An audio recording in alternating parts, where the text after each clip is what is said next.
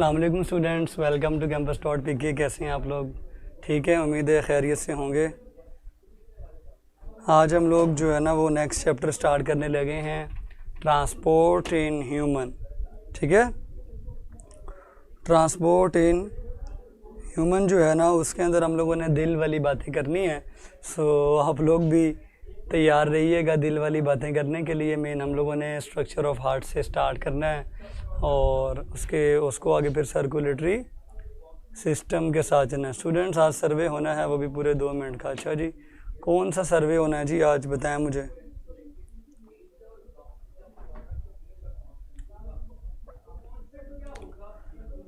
Sir Monday test का syllabus, test आज है या मंडे को भी है? टेस्ट आज है या मंडे को है? आज है। मंडे क्यों पूछ रहे हैं?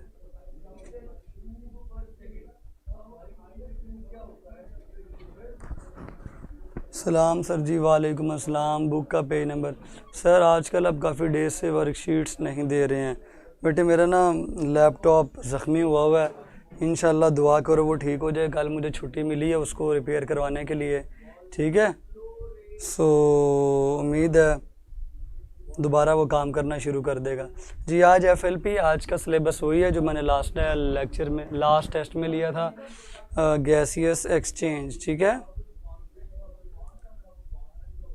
गैसेस एक्सचेंज जो है वो ही आज आपने दोबारा करना है और उसके बाद मंडे को जो टेस्ट होगा वो फिर इसका होगा, क्या नाम है, ट्रांसपोर्ट इन प्लांट्स का होगा। ठीक है,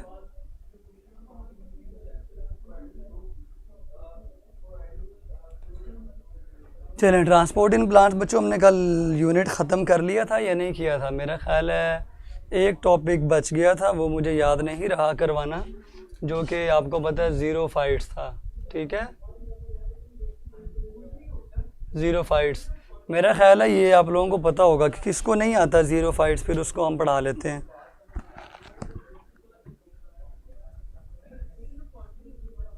सर्वे के लिए 30 सेकंड होने चाहिए जी, 30 सेकंड होने चाहिए। 2 मिनट क्यों दिए मैं? सर्वे का टाइम कम कर दें। आवाज़ सही नहीं आ रही जी, चेक करें आवाज़ सही है या नहीं है।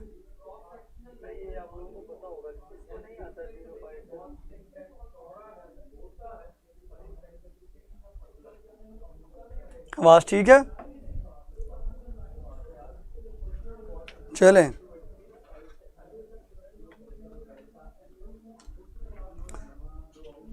स्टूडेंट्स आज हमने ट्रांसपोर्ट इन ह्यूमन स्टार्ट करना। ज़ीरोफाइट्स के बारे में मुझे बता दें अगर किसी को आता है। क्लास में हार्ट की डायग्राम किसकी अच्छी है? मेरी अच्छी है बेटे सबसे ज़्यादा। हाँ जी,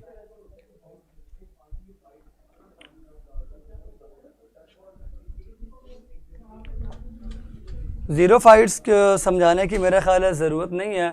ज़ीरोफाइट्स में आप लोगों ने 2 चीज़ें याद करनी है।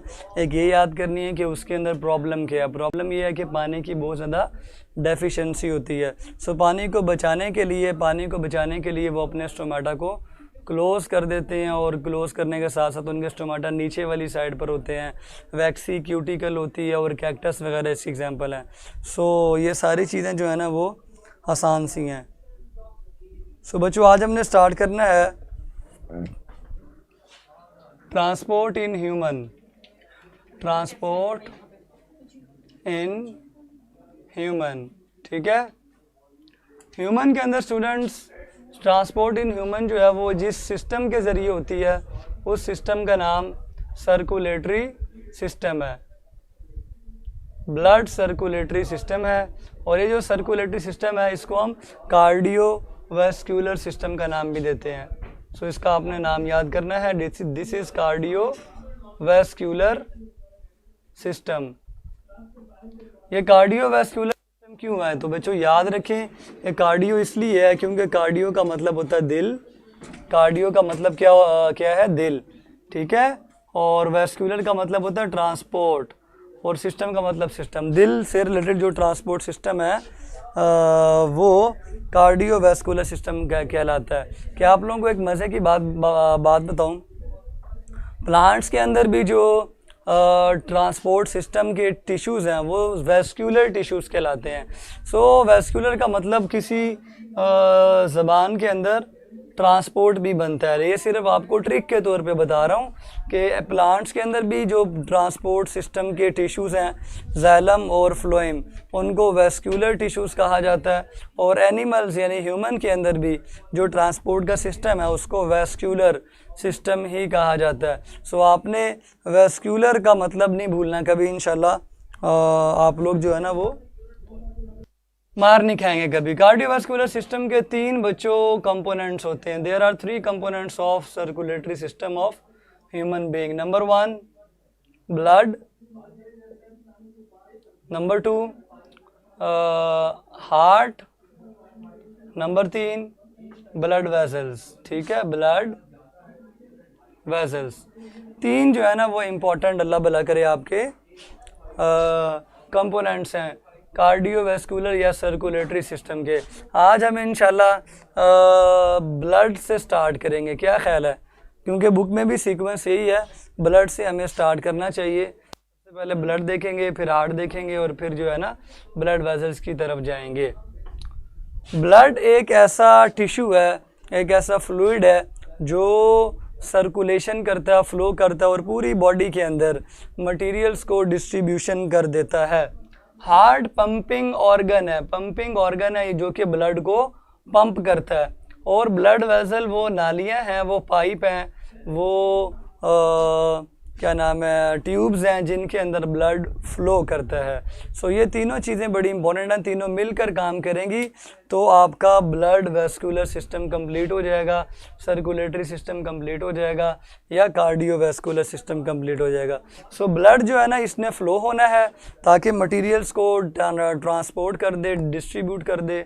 और हार्ट ने उस ब्लड को पंप करना है और ब्लड वेसल्स ने ब्लड वेसल्स के अंदर ब्लड ने फ्लो करना है। सो तीनों का अपना अपना रोल है। इसीलिए हमने कहा था ऑर्गन्स जो है ना जिनके डिफरेंट और रिलेटेड फंक्शंस होते हैं वो मिलकर ऑर्गन सिस्टम बना देते हैं। So here is the organ system which is circulatory system. और इसके 3 ऑर्गन्स हैं, ब्लड, हार्ट और ब्लड वेसल। ब्लड को मैं जान के ऑर्गन कह रहा हूँ, एक्चुअल में ब्लड वेसल्स के अंदर ही है। So blood vessel is an organ, her blood vessel एक ऑर्गन है। ठीक हो गया? चलें आप लोग आपस में कमेंटिंग करना बंद कर दें और फोकस करेंगे लेक्चर के ऊपर। ठीक है? एक मज़े की बात आपको यहाँ पे बतानी है कि ह्यूमन की ट्रांसपोर्ट में सिर्फ सर्कुलेटरी सिस्टम ही नहीं बल्कि एक और सिस्टम भी इस्तेमाल होता है, उसको भी हम इंशाल्लाह इस चैप्टर के अंदर डिटेल से डिस्कस करेंगे। और वो जो दूसरा सिस्टम होगा that will be lymphatic system.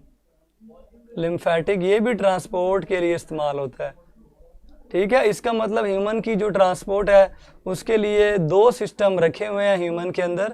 एक को हम कहते हैं सर्कुलेटरी सिस्टम और एक को हम कहते हैं लिम्फेटिक सिस्टम। सो सिंपल से एमसीक्यू बनेगा कि ट्रांसपोर्ट किससे होती है, तो आप कहेंगे both of this, circulatory system से भी होती है और लिम्फेटिक सिस्टम से भी ट्रांसपोर्ट होती है। क्लियर हो गया यहाँ तक बच्चों? ह्यूमन की ट्रांसपोर्ट के कौन कौन से 2 सिस्टम्स हैं, जल्दी से तमाम लोग कमेंट में नाम लिख दें। मैं चाहता हूँ कि आप लोगों को ये बात दिलों में उतर जाए, आप लोगों को ये बात जहन नौशीन हो जाए कि ह्यूमन की ट्रांसपोर्ट में एक नहीं बल्कि 2 सिस्टम्स हैं। आमतौर पर एफएससी तक हम लिम्फेटिक सिस्टम को ना ज़्यादा तवज्जो नहीं देते।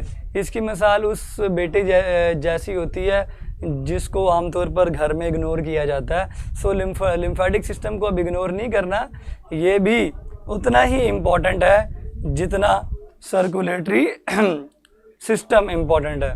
तो तमाम लोग कमेंट करें, there are 2 systems of transport in human. Number 1 is circulatory system and the number 2 is lymphatic system. ठीक है, चलें जी, याद हो गया जी।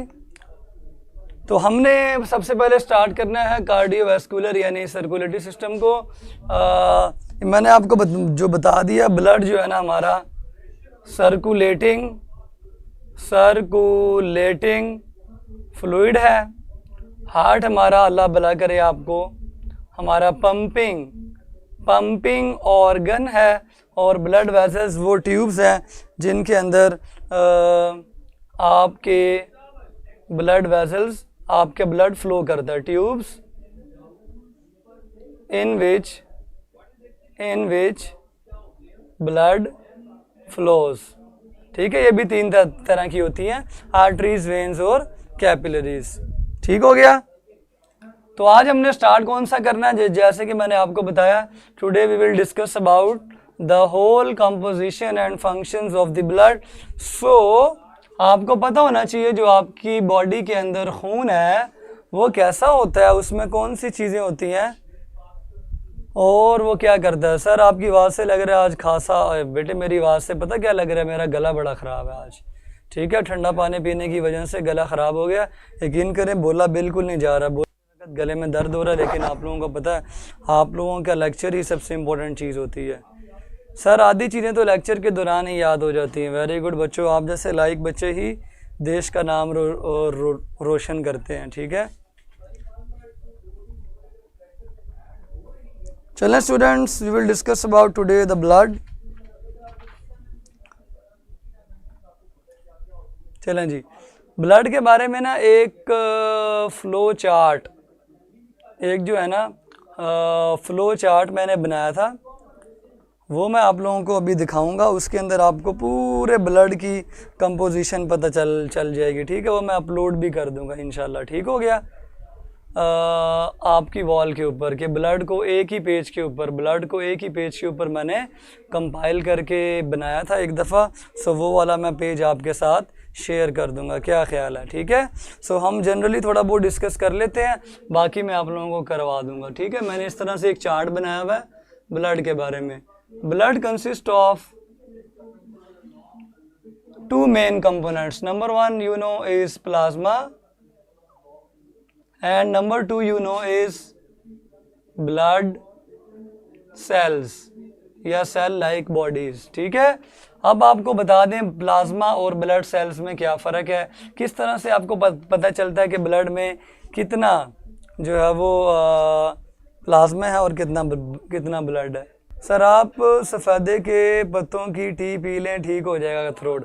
बेटे मैं खुद बायोलॉजिस्ट हूँ, ठीक है, मुझे पता है क्या करना है। ले बच्चों, this is your blood in a tube, ये आपका ब्लड है। ठीक है, इस ब्लड को आप करते हैं जी सेंट्रीफ्यूज, स्पिन करते हैं। ठीक है, स्पीड के साथ स्पिन करते हैं। सेंट्रीफ्यूज आप सबको पता है स्पिनिंग टेक्निक है।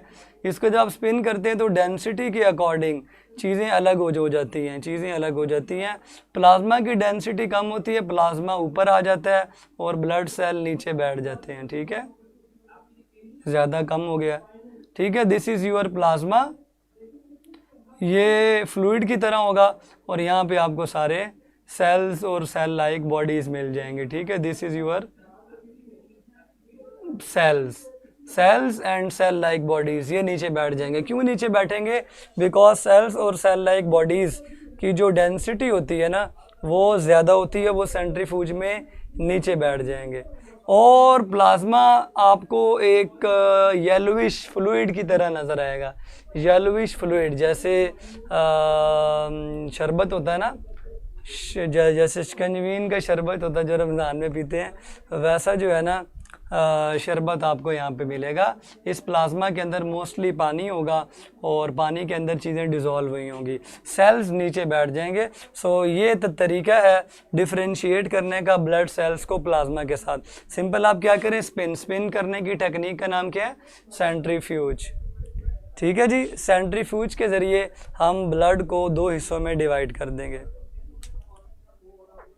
सो what is the difference between blood and plasma? So आप कहेंगे ब्लड माइनस प्लाज्मा, ये लिख लें इंशाल्लाह, आपको इस तरह की चीज़ें काम आएंगी। Blood minus plasma is equal to blood cells. ठीक है, इसी तरह अगर हम प्लाज्मा को लिखें तो क्या आएगा जी? Blood minus blood cells. अगर हम ब्लड में से ब्लड सेल निकाल दें तो पीछे क्या बचेगा? प्लाज्मा बच जाएगा। ठीक है, और क्या इक्वेशन बन सकती है जी इसकी? बच्चों आप लोग बताएं इनमें से और क्या इक्वेशन बन सकती हैं। पर ब्लड में से प्लाज्मा निकाल दें तो ब्लड सेल बन जाएंगे, प्लाज्मा क्या होगा फिर ब्लड में से ब्लड सेल्स निकाल दो तो बाकी प्लाज्मा बच जाएगा। और इसकी पॉसिबल इक्वेशंस कौन सी हो सकती हैं, मैं चेक करना चाहता हूं कि आप लोगों की कितनी अच्छी इक्वेशंस, मीन फिजिक्स कितनी अच्छी है आप लोगों की। हाँ जी स्टूडेंट्स,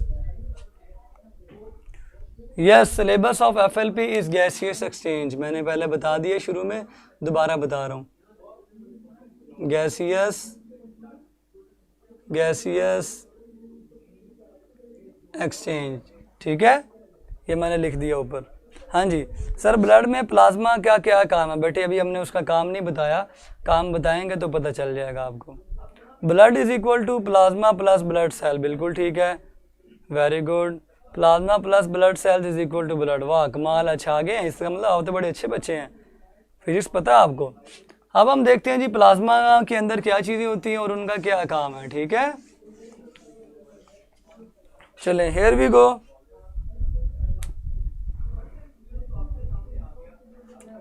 ले स्टूडेंट्स, प्लाज्मा के अंदर आप सबको पता है वाटर होता है 90%, वाटर जो है ना वो 90% है, और बाकी की जो डिजॉल्व्ड सब्सटेंसेस होते हैं, या मैं इनको अदर सब्सटेंसेस कह लूँ, अदर सब्सटेंसेस वो 10% है। तो वाटर को तो हमने एक्सप्लेन नहीं करना, हम इनको एक्सप्लेन कर लेते हैं कि प्लाज्मा के अंदर कौन कौन सी चीज़ें जो है ना वो इम्पॉर्टेंट हैं, जो डिज़ोल्व हुई होती हैं या प्लाज्मा में प्रेजेंट होती हैं, उनकी कंसनट्रेशन थोड़ी बहुत मुख्तलिफ होती है। तो इनके अंदर पहली चीज़ यहाँ इसको हम एक्सप्लेन करेंगे, ठीक है। ले जी, पहली इंपॉर्टेंट चीज़ जो आपको प्लाज्मा के अंदर डूबी हुई या प्लाज्मा के अंदर डिसॉल्व हुई मिलेगी बच्चों, that will be inorganic ions या मिनरल आइंस, आपको आइंस मिलेंगे, सबसे इंपॉर्टेंट चीज़। और आइंस आपको पता है सबसे ज़्यादा सोडियम क्लोराइड के मिलेंगे। सोडियम क्लोराइड के आपको पता है सोडियम और क्लोराइड आइंस होते हैं, वो मिलकर सोडियम क्लोराइड बना देते हैं। सो इनकी परसेंटेज आपके प्लाज्मा के अंदर 0.9% होगी, यानी तकरीबन 1% जो है ना ये आपकी प्लाज्मा के अंदर आइंस मौजूद होंगी। और सबसे मशहूर आइंस कौन से हैं मैंने आपको बताया, सोडियम एंड क्लोराइड, ठीक है। सर हार्ट वाला टॉपिक मेरा सबसे फेवरेट टॉपिक है, मैं हार्ट सर्जन वन डे इंशाल्लाह। अच्छा जी, चलो फिर हार्ट खुलवाएंगे आपसे लोगों के, ख़राब ना कर देना हार्ट खोल के। चलें, अगर आइंस की कंसंट्रेशन में डिफरेंस आता है तो पीएच जो है ना वो ब्लड की डिस्टर्ब हो जाएगी। और याद रखें पीएच की ब्लड आपके एमसीक्यूज़ में पूछी जा सकती है। एमसीक्यू लिखता हूँ जी मैं यहाँ पे, pH of human blood is approximately कितनी है। हाँ जी, मैं आपको ऑप्शंस दे रहा हूँ लेकिन ऑप्शन लिखूंगा नहीं, आपने खुद से बताना है कितनी है जी पीएच ऑफ ह्यूमन ब्लड, कितनी है अप्रॉक्सीमेटली। देखते हैं आप लोग कितने से आने हैं, जल्दी बताओ। सर जी दिल की बातें ना करें, अच्छा बेटे नहीं करते। हाँ जी, सबको पता है 7.4 है जी पीएच की ब्लड, ठीक है जी 7.4, इसका मतलब सबको पता है 7.4 पीएच की ब्लड है, पीएच की ब्लड नहीं ब्लड की पीएच है। चलें, अगर इन आयंस की कंसंट्रेशन के अंदर तब्दीली आती है तो याद रखें जो आपके ब्लड की केमिस्ट्री है उसमें डिफरेंस आएगा, डिस्टर्बेंस आ जाएंगी, बहुत बड़ी प्रॉब्लम क्रिएट हो जाएगी। सो इनकी जो कंसंट्रेशन है वो जितनी चाहिए उतनी ही रहनी चाहिए, वरना प्रॉब्लम हो जाएगी। Next is plasma protein. Protein बहुत ज़्यादा होती है, उनकी हम थोड़ी सी बात कर लेते हैं। इनकी 7 to 9% परसेंटेज है। आपसे पूछते हैं जी किस किस का क्या फंक्शन है। किसी ने पूछा था ना प्लाज्मा का फंक्शन क्या है, तो देखें जो चीज़ें प्लाज्मा में हैं उनका ही फंक्शन प्लाज्मा का फंक्शन है। आयंस हैं तो इसका मतलब ये ब्लड की केमिस्ट्री को मेंटेन कर रहे हैं, पीएच को मेंटेन कर रहे हैं वगैरह वगैरह। अब प्रोटीन का फंक्शन चेक करते हैं। आपसे पूछता हूँ जी मुझे बताओ एंटीबॉडीज़ का क्या फंक्शन है, जल्दी से बताओ एंटीबॉडीज़ का क्या फंक्शन है, जल्दी से। मैं आप लोगों को ये रिवाइज करवा रहा हूँ, ये बहुत आसान सी चीज़ें आप लोगों को याद होगी। What is the function of students antibodies. और याद रखें एंटीबॉडीज़ को इम्यूनोग्लोबुलिन्स भी कहा जाता है, ठीक है। इम्यूनोग्लोबुलिन्स भी कहा जाता है, because they help in immune system and they are globular proteins. Why antibodies are called, ये भी एमसीक्यूज आ सकता है कि इनको इम्यूनोग्लोबुलिन क्यों कहते हैं, तो आपने बताना है कि ये इम्यून सिस्टम में हेल्प करती है। अच्छा, मैंने फंक्शन खुद ही बता दिया, वाह, वेरी गुड वेरी गुड, ठीक है, शाबाश, मुझे खुद को देनी पड़ेगी। और ये ग्लोबुलर होती हैं, ठीक है, तो इम्यूनोग्लोबुलिन है। उसके अलावा आप मुझे फंक्शन बताएं, क्लॉटिंग प्रोटीन्स कौन कौन सी हैं? हाँ जी, किसने पूछा था प्लाज्मा का फंक्शन? देखें, जो प्लाज्मा के अंदर है वो अपना अपना काम कर रहा है, वो प्लाज्मा का काम बन जाएगा। अब एंटीबॉडीज प्लाज्मा में होती हैं, इसीलिए तो कहा है कोरोना के पेशेंट जो ठीक हो गए हैं उनसे प्लाज्मा लेकर पेशेंट्स को दिया जाए। इसका मतलब ये है कि पेशेंट्स को जब आप प्लाज्मा देंगे, ठीक है, तो पेशेंट्स को बेसिकली प्लाज्मा के अंदर मौजूद एंटीबॉडीज़ मिल रही होंगी और वो उन एंटीबॉडीज़ से रिकवर हो सकते हैं। That is why we say that के antibodies are present in plasma. ठीक हो गया? हाँ जी, क्लॉटिंग प्रोटीन बताएं, फिब्रिन है, फाइब्रिनोजिन है, नहीं बेटे एक बताएं कौन सी है, सारी ना बताएं। Fibrin and fibrinogen, fibrin and fibrinogen, अच्छा जी, 2 प्रोटीन्स हैं। हाँ जी, मैंने आपको पहले भी बताया था ये 2 नहीं बल्कि 3 प्रोटीन है। 3 कौन कौन सी हैं अभी आपको पता चल जाएगा। 3 प्रोटीन है, चेक करें, नाम नहीं मैं लिख रहा, मैं डायरेक्ट ब्लड क्लॉटिंग का प्रोसेस लिख रहा हूँ। फिब्रिनोजिन जो कि प्लाज्मा के अंदर सॉल्युबल होती है ब्लड क्लॉटिंग के वक़्त। जिस वक़्त कहीं पे ज़ख़म आता है तो ये प्रोटीन जाती है और वहाँ जाके फिब्रिन में कन्वर्ट होकर धागे बनाना शुरू कर देती है। ज़ख़म धागों से ही भरा जाएगा, वो इनसोल्यूबल है। सोल्यूबल प्रोटीन का धागा नहीं बन सकता वरना ज़ख़म पानी में डिज़ोल्व हो जाएगा, इसलिए इसको कन्वर्ट होना पड़ता है इनसोल्यूबल में। So fibrinogen is taking part in blood clotting but the actual and final threads जो होते हैं वो फिब्रिन के बने होते हैं। और इस काम में जो कैटलिस्ट है that is prothrombin. So 3 proteins हैं बच्चों। पहली प्रोटीन फिब्रिनोजिन है जो फाइब्रिन में कन्वर्ट होती है और इस काम के लिए जो कैटलिस्ट है दैट इज़ प्रोथ्रोम्बिन। सो अगर आपकी ब्लड में आपका प्लाज्मा ना होता तो ये प्रोटीन ना होती तो खून ना जमता, जहाँ जख्म लगता खून निकलता रहता। So these are very important. उसके अलावा इम्यूनोग्लोबुलिन्स होती हैं जो ऑस्मोटिक बैलेंस को कायम रखती हैं, ठीक है।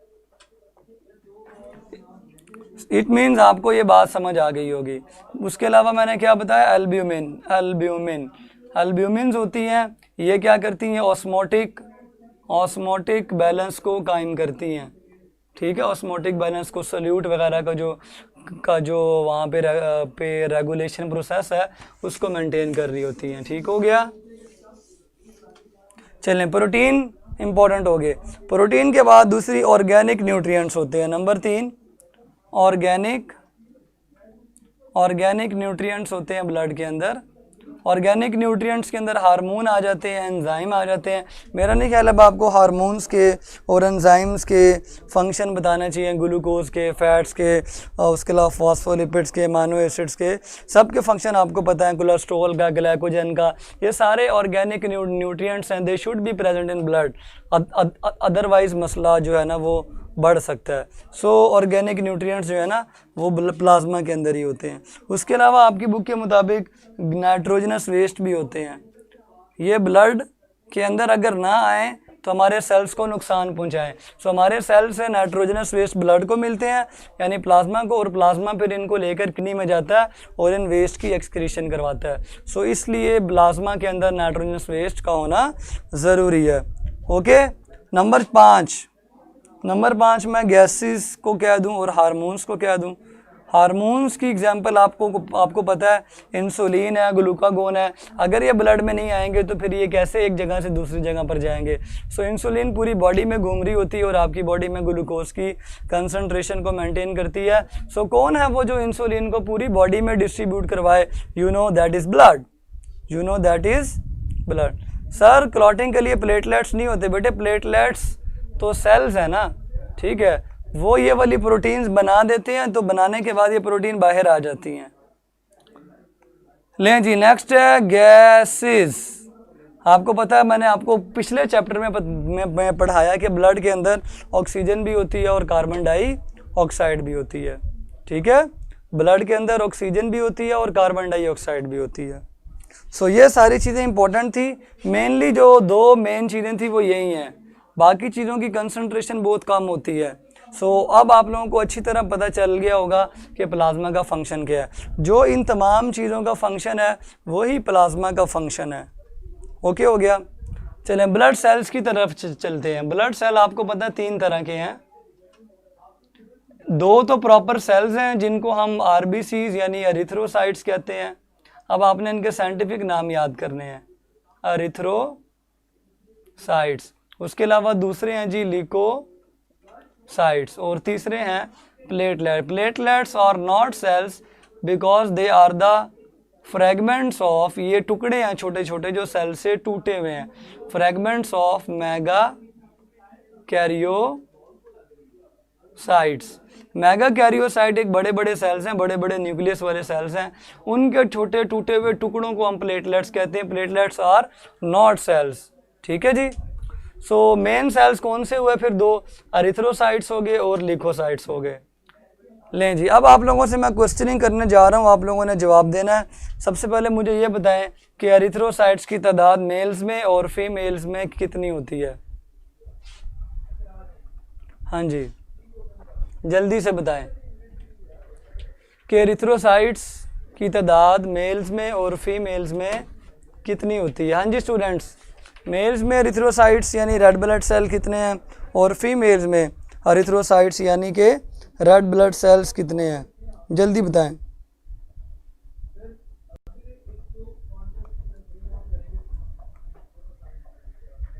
जल्दी बताओ बच्चों जल्दी।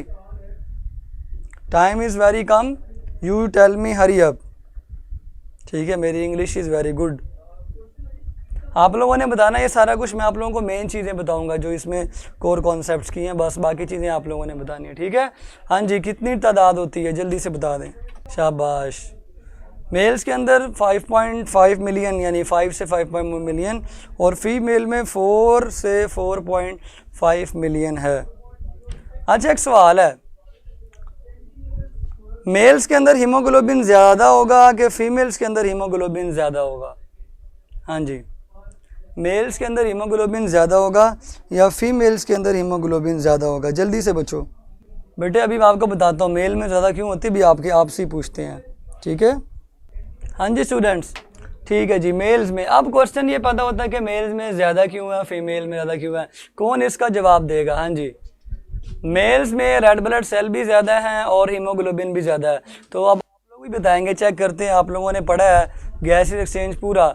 ठीक है, तो क्यों फ़र्क है जी इसका? पहले आप लोगों से पूछते हैं, जो सही जवाब देगा उसको शाबाशी मिलेगी, बाकियों को पता भी चल जाएगा। हाँ जी, वाई हीमोग्लोबिन और red blood cell in male is ज़्यादा? मेटाबॉलिक एक्टिविटी ज़्यादा होती है। ले जी, एक जवाब ये आया कि मेटाबॉलिक एक्टिविटी ज़्यादा होती है। और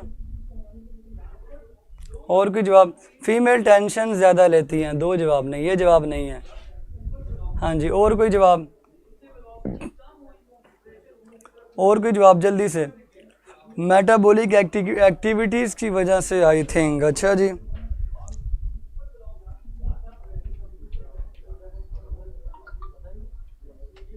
हाँ जी, और मेल्स को काम करना पड़ता है ज़्यादा। बिल्कुल ठीक है, ये भी वो मेटाबॉलिक एक्टिविटी होगी ना, काम ही हो गया। हाँ जी, और इफ़ेक्ट ऑफ एंड्रोजन, वाह कमाल, ये बड़ा टेक्निकल जवाब दिया। Males have more muscles. अच्छा, अगर फीमेल्स के मसल्स ज़्यादा हों फिर मेल ज़्यादा हैवी एक्टिविटीज़ करता है, मेल फिज़िकल वर्क ज़्यादा करता है, मेटाबॉलिक एक्टिविटीज़ ज़्यादा होती हैं और स्पर्म बनता है इस वजह से। अच्छा जी, और हाँ जी, और जल्दी जल्दी जल्दी जल्दी, शाबाश जल्दी। Metabolic activity and growth process is fast than women, female more strong than male. अच्छा, अगर फीमेल ज़्यादा है तो फिर क्यों है?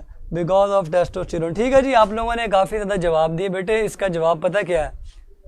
किसने बनाया ये? अल्लाह ने, अल्लाह की मर्ज़ी, दैट्स इट। ठीक है, इतने लंबे जवाब होने की ज़रूरत नहीं है। जो अल्लाह ताला की क्या नाम मंतक होती है ना, जो लॉजिक होती है वो ही सही होती है। अल्लाह ताला ने ही मेल्स के अंदर रेड ब्लड सेल्स ज़्यादा बनाए हैं। सो हमें इस बारे में कई जगहों पर ना इसमें बहस चल रही होती है, जी ये गलत है, ये इस तरह नहीं होना चाहिए, वैसा नहीं होना चाहिए। देखें, अल्लाह ताला बेस्ट क्रिएटर है। अल्लाह ताला को पता है कि किसके ज़िम्मे क्या काम लगा है। सो खंभों पे चढ़ने का काम, ठीक है, ट्रैक्टर सही करने का काम, मोटरसाइकिलें सही करने का काम, बिल्डिंगों के ऊपर चढ़ने का काम, और मजदूरियाँ, ईंटें ढोने का काम, मिस्त्री बनने का काम, मजदूर बनने का काम, ठीक है, और गटर साफ़ करने का काम, ये सारे काम अल्लाह ताला ने मेल के ज़िम्मे लगाए हैं। ठीक है, हम कौन होते हैं उसके ऊपर ऑब्जेक्शन जो है वो लगाने वाले। सो ये अल्लाह की मर्ज़ी है, ये अल्लाह की मंतक है। अल्लाह ने डिवाइड कर दिया काम ताकि खूबसूरती आ सके। इसमें कोई डिवीजन नहीं है, इसमें कोई डिवीजन नहीं है। ये अल्लाह ताला ने खूबसूरती के लिए बनाया, वैरायटी के लिए बनाया। अगर सब एक जैसे होते हैं ना, फिर वो खूबसूरती ना रहती, वो इंटरटेनमेंट ना होती दुनिया के अंदर। सो अल्लाह ने डिफरेंस क्रिएट किया है। सो इस डिफरेंस के ऊपर हम लोग इतनी डिबेट करते हैं, जी कौन ज़्यादा है कौन कम है। यह डिबेट बिल्कुल फजूल है। उसकी वजह यह है कि ये सारे काम आजकल फ़ीमेल भी करती हैं। बेटे वो तो अपनी नेचर से हट के कर रही है ना। अल्लाह ने तो उनको इस नेचर का नहीं बनाया। अल्लाह ने उनको बैठ के काम करने के लिए दिए हैं कि वो बैठ के ऑफिस में काम करें सुकून के साथ। सो वो उनकी नेचर है। उनको खंभों पे चढ़ने के लिए और मज़दूर बनने के लिए अल्लाह ने कभी भी नहीं कहा। वो काम मेल्स के ज़िम्मे लगाया ताकि ये खूबसूरती बरकरार रहे। ठीक है, फीमेल्स के ज़िम्मे कुछ मुश्किल काम होते हैं जो मेल नहीं कर सकता। इसी तरह मेल्स के ज़िम्मे कुछ मुश्किल काम होते हैं जो फीमेल नहीं कर सकती। और जब ये एक दूसरे के काम करने की कोशिश करते हैं तो बैलेंस बिगड़ जाता है। हम लोग हर जगह बैलेंस की बात करते हैं, तो यहाँ भी हमें बैलेंस के साथ ही चलना चाहिए। ठीक है, चलें जी। एंड्रोजन बेटे एक हार्मोन है, वो आएगा जब टॉपिक में मैं आपको बता दूंगा। अब मैं आपको बताता हूँ जी इनकी प्रोडक्शन कहाँ पे होती है और कैसे होती है, बाकी तो आप लोग खुद ही कर लेंगे। प्रोडक्शन आपको मैं बता देता हूँ। आपको पता तमाम किस्म के जो सेल्स होते हैं ना, वो पैदा होते हैं स्टेम सेल से। ठीक है, अगर आपका एक होमोपोइटिक स्टेम सेल है, हीमोपोइटिक, हीमो मीन ब्लड से रिलेटेड, हीमो ब्लड से रिलेटेड होता है। ठीक है, हीमोपोइटिक जो स्टेम सेल्स होते हैं ये आपके बोन मैरो के अंदर प्रेजेंट होते हैं स्पेशली। ठीक है, इन्हीं से हर किस्म के सेल जो है ना वो पैदा हो जाते हैं। होमोपोइटिक स्टेम सेल्स आमतौर पर दो नहीं बल्कि इनकी जो आगे मज़ीद सब टाइप्स हैं वो बनाने के काम भी आता है। सो अगर मैं आपको बताऊं कि इस स्टेम सेल से ही रेड ब्लड सेल पैदा होगा। रेड ब्लड सेल जो स्टेम सेल्स होते हैं पहले वो पैदा होंगे और फिर उनसे रेड ब्लड सेल पैदा हो जाएंगे। Stem cell is the one that is used to produce any type of cell, तो इससे आरबीसी पैदा हो जाएंगे। ये होमोपोइटिक स्टेम सेल ये हीमो ब्लड से रिलेटेड है। These are the cells which are use for the production of blood cell. Haematopoietic stem cell से ही आगे कुछ स्पेशल लिम्फॉइड और दूसरी किस्म के लिम्फॉइड सेल बनते हैं। इनसे लिम्फॉइड स्टेम सेल बनते हैं जो कि बोन मैरो में होते हैं, ठीक है, और इन्हीं से लिम्फॉइड स्टेम सेल बनते हैं जो कि बोन मैरो में नहीं होते। मीन दो किस्म के ये लिम्फॉइड स्टेम सेल्स बनाता है, एक वो जो बोन मैरो में है, दूसरे वो जो लिम्फॉइड टिश्यूज़ के अंदर हैं, फॉर एग्जांपल थाइमस के अंदर है। सो इनसे एक जैसे सेल्स नहीं बनते, इनसे थोड़ा डिफरेंट किस्म का सेल बनता है।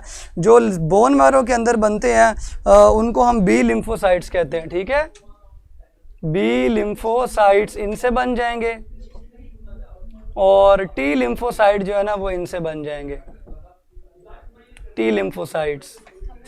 मीन ये जो हीमोपोइटिक स्टेम सेल है ये डेवलप होता है आरबीसी स्टेम सेल के अंदर और आरबीसी बन जाता है। सम टाइम ये डेवलप हो जाता है लिम्फॉइड स्टेम सेल के अंदर बोन मैरो में, तो उससे बी लिम्फोसाइट बन जाते हैं। सम टाइम डेवलप होता है lymphoid stem cell in the thymus. आपको बताऊंगा ये एक लिम्फॉइड मैस है, लिम्फॉइड इसके अंदर टी लिम्फोसाइट बनते हैं और some time haematopoietic stem cell phagocyte के स्टेम सेल्स में कन्वर्ट हो जाते हैं, उनसे आपके फैगोसाइटिक सेल बनते हैं, phagocyte stem cells. Phagocyte stem cell आपको मोनोसाइट बना के देंगे।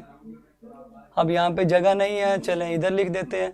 इससे हमारे मोनोसाइट भी बनेंगे और इससे हमारे दूसरे जो फैगोसाइटिक सेल्स होते हैं वो भी इसी से हमारे बनेंगे, ठीक है, अदर फैगोसाइटिक सेल्स। इसका मतलब ये है कि हमारे तमाम ब्लड सेल्स बनाने का जो जिम्मेदार है वो स्टेम सेल है। तो स्टेम सेल बेसिकली पूरी बॉडी को डेवलप करवाने का जिम्मेदार होता है, लेकिन स्टेम सेल्स आगे जाके ना स्पेशलाइज स्टेम सेल में कन्वर्ट होते हैं, जिन्होंने अपनी अपनी स्पेशलाइज किस्म के सेल्स बना देने होते हैं। जैसे हीमोपोइटिक स्टेम सेल ब्लड वाले stem cell red blood cell बनाने के लिए भी डेवलप होंगे, वाइट ब्लड सेल बनाने के लिए भी डेवलप होंगे, और जो वाइट ब्लड सेल में डिफरेंट टाइप्स हैं वो बनाने के लिए भी डेवलप होंगे, लेकिन सब का जो मेजर जो ओरिजिन है वो स्टेम सेल ही है। वो क्या है जी?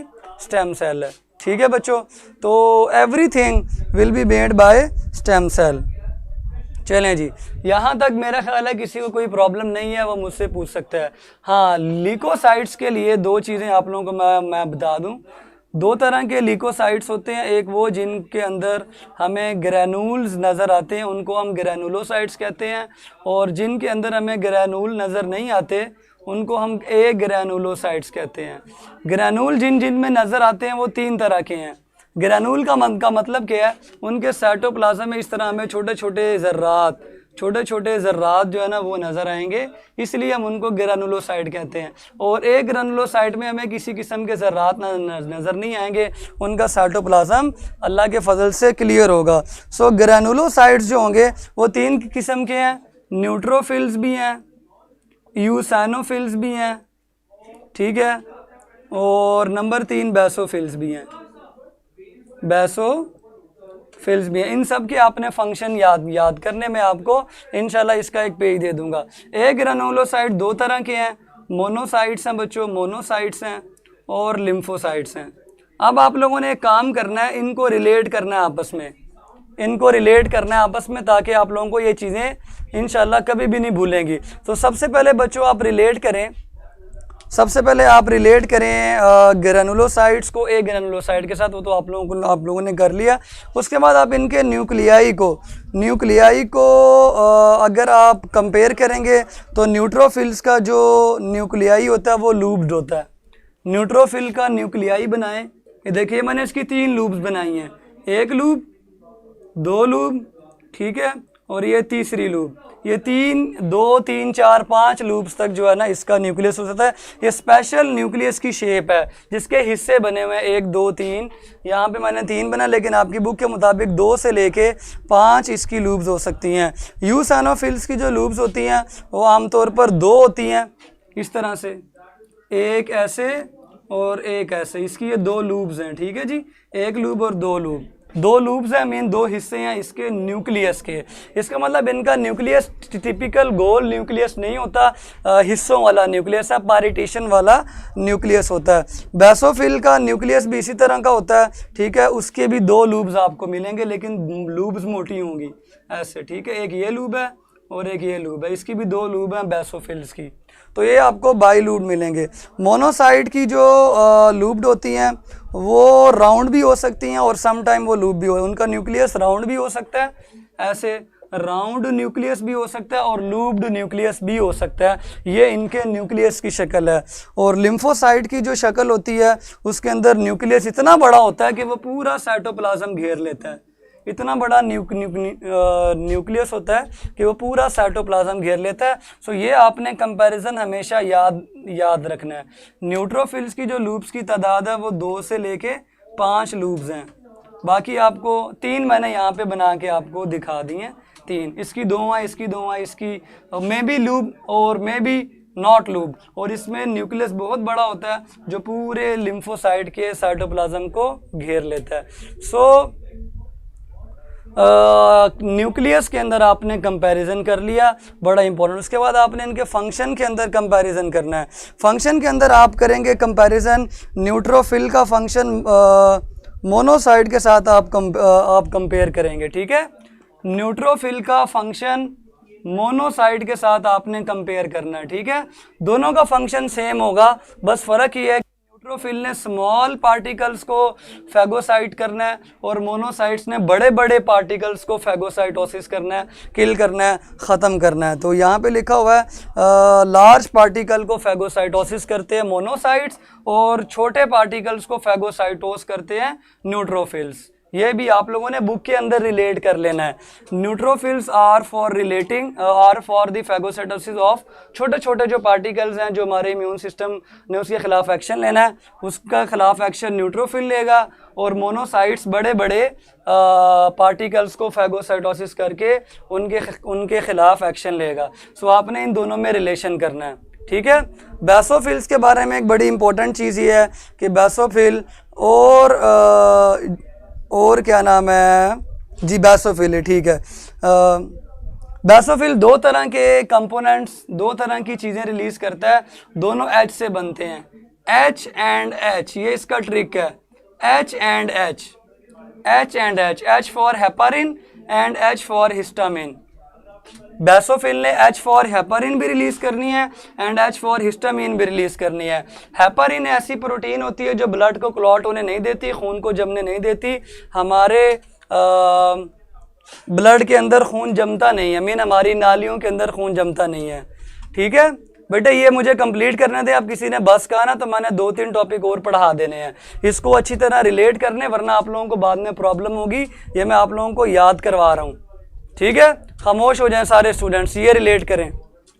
बेसोफिल में 2 पॉइंट्स बड़े इंपॉर्टेंट हैं, H and H, H for heparin and H for histamine. जो हेपारिन है वो ब्लड क्लॉट नहीं होने देती, हमारी खून की नालियों में खून नहीं जमता, और हिस्टामिन इन्फ्लेमेशन पैदा करने वाला केमिकल है, ये आपने MCQ में याद रखना है।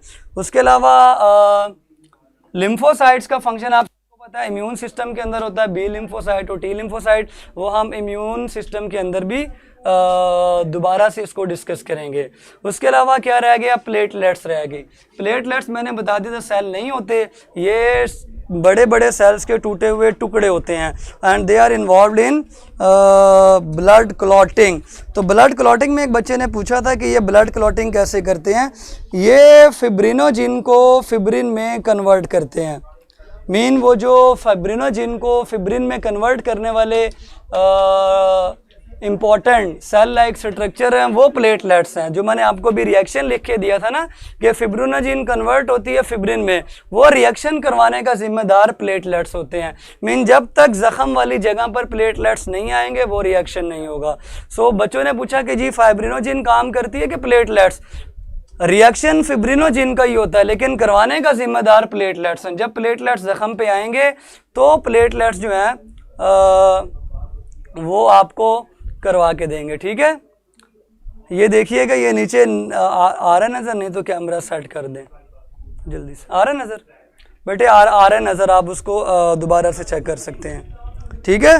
तो जो आपको मैंने बताया था कि फिब्रिनोजिन फिब्रिन में कन्वर्ट होने वाला जो रिएक्शन है उसके अंदर इन्वॉल्व कौन है जी, प्लेटलेट्स हैं, but they are not cell, they have no pigments in them. उसके अलावा एक बड़ी इंपॉर्टेंट यहाँ पे चीज़ होती है रेड ब्लड सेल के बारे में। रेड ब्लड सेल की फॉर्मेशन के बारे में मुझे एक बात याद आई, इनकी फॉर्मेशन बिफोर बर्थ कहाँ पे होती है और आफ्टर बर्थ कहाँ पे होती है, बड़े इंपॉर्टेंट MCQs हैं, ठीक है।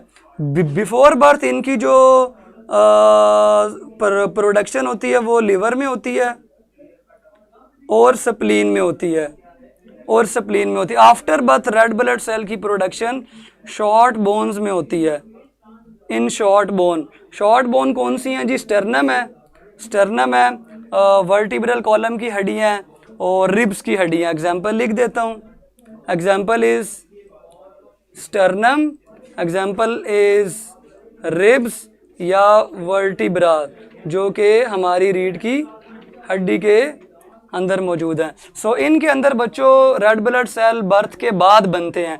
बर्थ से पहले जो रेड ब्लड सेल होते हैं वो लिवर में और स्प्लीन में बनते हैं। ठीक है।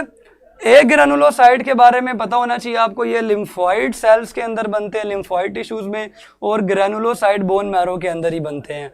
सो फॉर्मेशन के लिहाज से इम्पॉर्टेंट एमसीक्यू आपको मैंने बता दिए। आरबीसी की फॉर्मेशन ये आप लोगों ने लिख लेनी है। अगर आप ना लिख पाएँ तो बाद में आपको ये लेक्चर दोबारा लिखना पड़ेगा। ठीक हो गया। इसके बाद वाइट ब्लड सेल कहाँ पर बनते हैं, उनकी फॉर्मेशन बड़ी इंपॉर्टेंट है, बच्चे भूल जाते हैं। सो ग्रेनुलोसाइट्स की जो फॉर्मेशन है ये एमसीक्यूज में याद, ये पॉइंट्स है बड़े इंपॉर्टेंट है, इंशाल्लाह आपके काम आएंगे। फॉर्मेशन ये कहाँ पर होती है, it takes place in red bone marrow from stem cells. Granulocyte की रेड बोन मैरो के अंदर होती है, mean eosinophil, basophil red bone marrow में बनते हैं। अब क्वेश्चन है आखिरी, ए ग्रेनुलोसाइट कहाँ बनते हैं, तो उनका जवाब है they are formed in lymphoid tissues, वो लिम्फॉइड टिश्यूज के अंदर बनते हैं स्पेशली। सो ये मैंने आपको इनकी प्रोडक्शन के हवाले से मेन बात बता दी, सारी इसी से रिलेटेड है। और सबसे इंपॉर्टेंट चीज़, फॉर्मेशन के 3 पॉइंट्स हो गए, रेड ब्लड सेल के कहाँ, ग्रेनुलोसाइट के कहाँ पे हैं और ए ग्रेनुलोसाइट के कहाँ पे हैं। उसके बाद आपको बताऊं कि रेड ब्लड सेल न्यूक्लिएटेड कब होता है और बगैर न्यूक्लियस के कब होता है। ये बड़ा इंपॉर्टेंट क्वेश्चन है। न्यूक्लिएटेड तब होता है जब वो बनता है, जब वो प्रोड्यूस होता है। न्यूक्लिएटेड व्हेन प्रोड्यूस्ड, जब वो नया बनता है उस वक्त उसमें न्यूक्लियस होता है, लेकिन बाद में उसका न्यूक्लियस डिसइंटीग्रेट हो जाता है। कब, जब वो मैच्योर हो जाता है। सो 2 और एमसीक्यूज आपने लिख लिए कि रेड ब्लड सेल पहले न्यूक्लियस होता है, बाद में उसका न्यूक्लियस जो है वो डिसइंटीग्रेट होता है। तो ये सारे एमसीक्यूज थे, इंशाल्लाह आपने ये रजिस्टर के ऊपर एक सीरीज़ में लिख लेने हैं।